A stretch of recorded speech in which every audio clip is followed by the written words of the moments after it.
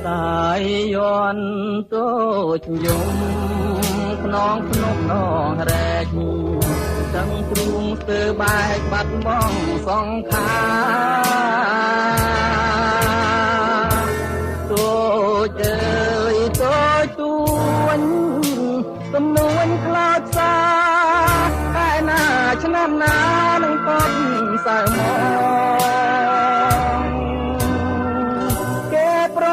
មួយថ្ងៃគង់ត្រយំចំណងបាប្រត់ខ្ញុំ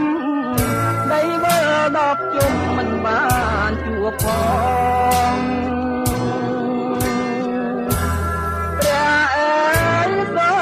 មជួយដល់ស្រាយចំណង